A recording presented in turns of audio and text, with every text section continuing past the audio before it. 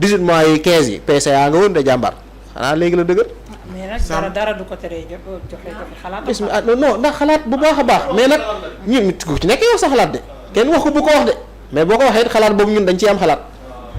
fi Xaadim daanaka démocratie la waaye moom sax daa mën poésie xaw ma ko woon je ne savais pas que ndeysaan moom dafa mën a bind ay vers. ouais bind ay vers. finalement le vers là xam naa ne bu ñu seetoon benn artiste bu féetee ci beneen côté bi jox ko pour mu produire ko di nga am single bu neex waay. dëgg la single bu xeere. may ma 100 mots ma tontu El Hadj Ndiaye. jarul reetaan. 100 mots acca bismillah dama sax. moomoo gérer comptage. may ma 100 mots. xanaa moom 100 jours yi muy joxe ultimatum bi tey la mën a dugg. en silence. moo ma jaaxal. compté nga ci 12 ans ñaata 100 jours ñoo ci am 12 longues années ñaata 100 jours ñoo ci am mën nga ko compter. moom s'il arrive à compter combien de 100 jours il y a en 12 ans après mu waxal ñu moom en 12 longues années ci 100 jours yooyu mu ci mën a wàññi lan ak lan la ci président Macky Sall liggéey ba aujourd'hui ñu mën a wax ne Sénégal nekkul ci guuta waa xanaa constat moom tey la neex nit ñi tey la ñuy door a gis ay jafe-jafe wala problème tey lay door a commencer dugg problème yaa ngi door a démarrer nag bi président Diomaye ñëwee ànd ak gouvernement am ci la difficulté yi di door a yegsi El Hadj Ndiaye ñu di que le Sénégal n'est grand que lorsqu'il se souvient qu'il a un destin. Justement, quand on parle du mot destin, je veux juste lui rappeler que destiné au Sénégal ay ndaw ñoo ko xeex bu weesoo ndaw ñi ay mag ñoo ko ñaan ñeneen ñi itam dañ koo sabablu ñeneen ñi dox vers le changement pour ñu mën a téye sunu destinée en main. Donc destin boobu ñun je crois on en est plus conscient que moom ce qu'il pense. Tu sais li xew mooy aujourd'hui toutes les entreprises se réveillent ou pratiquement la plupart d'entre eux ñu ci bari ci ñoom takk nañ rajo yi ñoom ñëpp a ngay jooy waaye ñoom kay dañoo fekk ci jooyu sénégalais yi rek ndax ñun bi ñu dalee jooy yàgg na ñoom lan moo leen daloon ca yooya taa ba jooyu ñu woon ba jooyu tey lay door a activé wu xam nga ñun bi ñu dalee jooy yàgg na yàgg nañoo jooy mais ñoom qu'est-ce qui se passe ba léegi la seen jooy di door a tàmbali ñoom dañoo fekk si kon ñun ci suñu ay jooy ndax ñun bi ñu dalee jooy daa yàgg jooy yu metti moo tax ñu bëgg changement moo tax ñu bëgg soppeeku moo tax ñu am yaakaar ci ñi nga xamante ne ñoom la ñu fal ñu nekk ci bopp réew mi. Alors qu'est-ce qui se passe dans ces boîtes et qu'est-ce qui se passe également dans ces entreprises yi nga xamante ne ñoom ñoo fi nekk est-ce que les difficultés financières yi ñuy dund aujourd'hui mën nañ ko imputer un gouvernement boo xamante ne daanaka defagul sax un mandat complet de 5 ans li ma comprendrewul mooy le fait de ne pas pouvoir donner l'opportunité à un gouvernement nouveau bu fi fekk crise institutionnelle ak crise économique bu profonde yow mënoo koo baal li mu fi jot a toog as tuut ba nga ne yaay yow yaa ngay joxe deadline te yow mën ngaa baal koo xamante ne ak ñeneen ñi nga xamante ne ñoo fi nekkoon ay njiitu réew boobu ba tey donc ce qui veut dire que vos activités marchaient vous n'aviez eu aucune difficulté tey le problème yi di door a commencer tey le problème yi di door a tàmbali ma bëgg ko wax ko ne quand l'ancien président de la République Macky Sall bi mu wàccee jox nguur gi bu bees bi le président Bassirou Diomaye et que mu jël les rênes aujourd'hui de ce Sénégal dafa fekk réew mi ci benn contexte économique boo xam ne c'est marqué par plusieurs défis mais ay défis yu majeurs yoo xamante ne il faut ñu relever ko te il faut ñu comprendre ne ñoom dëgg la ci réew mi la ñu bokk waaye du ñu ay priorité ci réew mi ñiy priorité ci réew mi mooy moom ñi mu lim directement ci ñi nga xamante ne nee na moom la leen may ci deadline ci 100 jours bi mooy ndaw yi nga xamante ne amuñu liggéey mooy aujourd'hui pouvoir subvenir aux besoins des Sénégalais xiif mën a lekk mar mën a naan bëgg dëkkuwaay am foo dëkk et puis également relancer l'économie sénégalaise par quel biais et par quel génie je crois que ce gouvernement là exposé nañu ko du benn du ñaar ci ay projets yoo xamante ne teg nañ ko fi te ci foofu la ñu bëgg a yeggi loolu mooy priorité réew mi hélas moom bokkul woon ci ñi demoon photo wu ci escalier wu palais bi ci la bokkoon wala bokk ci hélas génnal ma photo bi photo ñi nga xamante ne ñoom patron de presse yi demoon seeti Macky Sall te mu waxoon leen dina leen baal impôt hélas bokk ci woon xam nga lan la réew mi metti na moom doonu ko wax ñun sénégalais yi di koy dund waaye réew mi metti na itam wax dëgg yàlla du ci ñiitu réew mii wala ñi fi nekk nga koy fàttali parce que aujourd'hui il y a plusieurs questions essentielles yoo xam ne Sénégal ci loolu la war a concentré wu léegi si les 100 jours yi mu joxe deadline mu jeex après hélas va faire quoi léegi bu 100 jours yi jeexee laal après. nee na réponse politique ak yu ni mel. ayca dëggal na boppam. de toute façon tu sais fu mu nekk nii moom Sénégal baal bi ubbeeku na ku mu neex nga fecc lambada Diomaye ubbi na baal bi moo ko ubbi di taxawal na loo xamante ne wax dëgg yàlla képp koo xamante ne bëgg nga ñëw def vent jàppale ko butu baa ngi noonu. da ngay jege ajaratu Mimi Touré rek. bu fekkente ne moo jiite coalition Diomaye waaye Diomaye moom bu fekkente ne ko bëgg assimiler ak Sonko nga ne ñaan ñi dëgg-dëgg seen doxalin neexuma ay ca il faut se lancer ci géew politique bi nga xool ba xam kii du hélas hélas ñun liñ doon jooy démb ak bërki démb ba tey ñun moom la ñuy jooy ñii door a jooy nag moom mooy li ma la wax rek dañ ñoo fekk si ci suñuy jooy ak ku ne amin dëgg la di nañ waxante dëgg nag faut ñu arrêter seen yi ñuy def nii yi amul benn njëriñ ça ne sert absolument à rien du tout gis nga photo bi histoire da koy bind lii duñ ko fàtte mukk ba abadan moo tax kuy photo ku ne na nga xalaat ëllëg kay ci ginnaaw doo kii Cheikh d'accord Cheikh mi xotti woon passeport et le fossé qui s'agrandit entre Ousmane et Diomaye Mimi de son côté mu nekk di massifier li nga xam ne mooy coalition bi te mën nañoo jàpp ne moo indi problème bi ñenn ñi bokk ci Pastef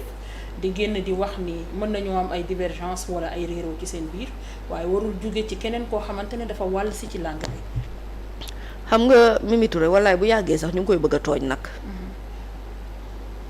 wax naa la fii ne la bu dee Mimi def na it waa ki ko sant kay moo gën a def ñëpp le fossé qui est en train de se creuser entre eux deux tu sais man cette coalition là franchement. je comprends la tactique nag c'est quand même disons que c'est quand même intelligent waaw parce que xam nañ ne bu dee parti politique yu mag a mag yi moom la ñu bëgg dem yootu ji léegi li ñuy def mooy ñu jaaree ko ci les élus wala ñi nga xamante ne ay ex-maire lañu pour ñu mën a jaar ci gox yi jaar ci localité yi mën a gañ li ñuy gañ léegi nag j'espère que maire yi nga xam ne Ousmane Sonko fal na leen wala jàppale na leen ñu falu ko ñoom ñu ngi liggéey am nañ bilan parce que bu dee ci local tamit foofu rek la mën a tënku maire yi laa wax j'espère que ñoom ñu ngi liggéey lu war a mën a tax ñu am bilan bu solide ba bu fa usu jaaraatee falaat leen day yomb wala ñu fal kenn koo xamante ne ci ñoom la soqee ko bu dee nag ñi nga xamante ne dañ leen a folli ba pare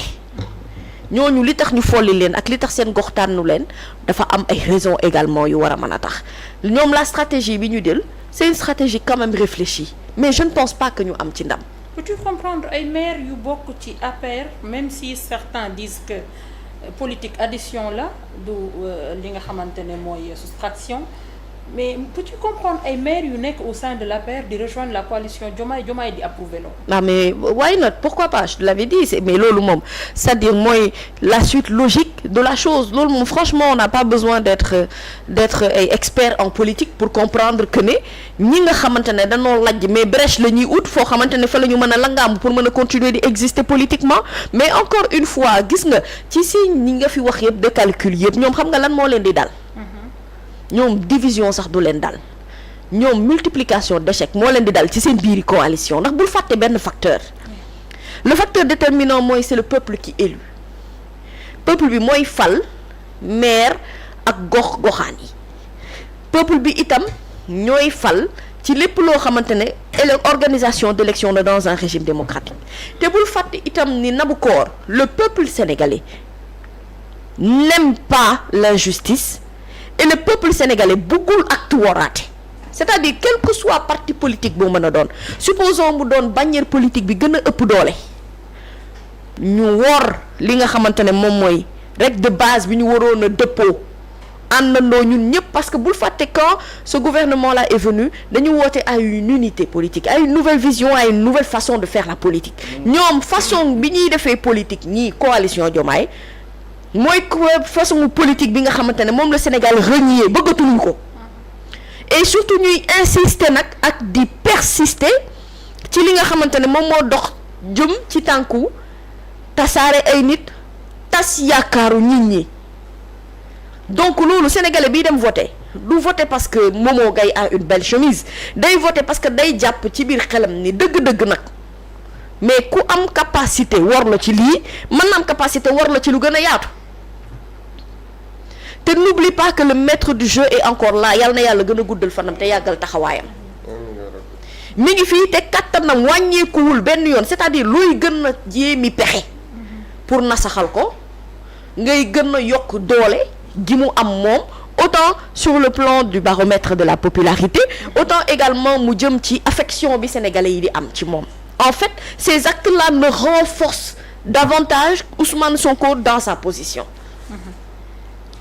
ñoom li ñu jaakaar ne moom la ñuy def ci wàllum politique muy calcul bii ñu nekkee nii jeu d'échec la rek te crois-moi ça m'étonnerait que ñu am ci ndam. Parce que dégg naa kenn ci ñoom naa oui est-ce que du Pastef dañu nekk di sous-estimer poids politique bi ngeen am mais dëgg-dëgg amu leen poids politique amu leen ko te yéen ñëpp sax nag bu ngeen amoon poids politique yu dul jeex laa wax ngeen am positionnement politique bu solide ngeen dem ci élection Ousmane Sonko dóor leen ba tëdd ci seen kaw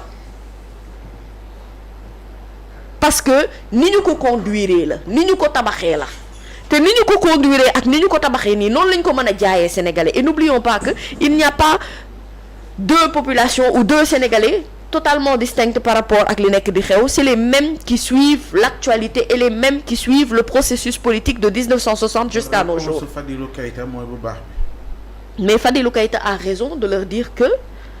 aujourd'hui aussi quoi qu'on puisse dire vision bi ñu am ñoom je crois que Ousmane Sonko l'avait dit et comme je dis souvent mooy ne quand il parle on ne l'écoute pas mais gis nga politique aussi travail à la base daf ci am solo gis nga wax ji am na njëriñ mais man dama bëgg wax bu ànd ak productivité par exemple tu prends l'exemple de Waly Diouf Bodian c'est quelqu'un qui fatigue beaucoup mais énormément ñi nga xam ne ñoom la seqal ci géewu politique sur les réseaux sociaux mais Waly à côté fait d'excellents résultats au port. C'est-à-dire il est dans la productivité c'est quelqu'un de très productif dans le travail tey boo ko bëggee jëlee fi mu nekk sax pour nga am ay arguments yoo ko mën a teg à part pour des raisons strictement politiques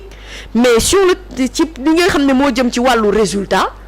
il dépasse largement li ñuy di xaar c'est pour autant que loolu la ñuy xaar également en termes de résultats par rapport aux élus yi nga xam ne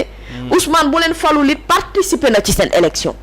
parce que ñu ci bari ci ñoom il leur a donné un coup de pouce ñooñu nag ñoo war a wàññi wax ji te ñooñu nag ñoo war a am ay résultats yu plausible ci élection locale yi pour que seen réélection mën a yomb wala ki leen di remplacer boog mu soqeekoo ci njaboot goo xamante ne xëy na Ousmane da koo pousse da koo gunge wala moo ko fa samp mais di politique rek topp ci wax ji itam te yow amoo benn résultat positif mais c'est pas pour autant que nit ñi dañuy delluwaat ginnaaw pour dem fal yeneen maire yi nga xam ne yàgg nañu faa nekk defuñu fa ay résultats ci seeni gox wala boog war nañu sax sampu ak gëstu seen ay gestion bu baax parce que y a cette question aussi de faire un travail de vérification et d'audit clair sur la gestion de nos élus locaux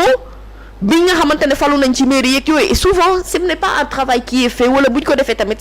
ça a un goût d'inachevé kon lenn lu ci nekk bu tegoo place am ñuy def politique rek bu dee xelu mayen rek la ñuy doxal coalition Diomaye laa ne bu nu nekkee 200 partis 250 partis Ousmane nekk benn parti ñu dem ci ay élections parce que Serigne Bamba mu dóor leen ba nelaw ci seen kaw. moom say note lu mu la jox ci ñaari pàcc yi. merci beaucoup Pa Ousmane sànq yaa ngi jël note. jërëjëf.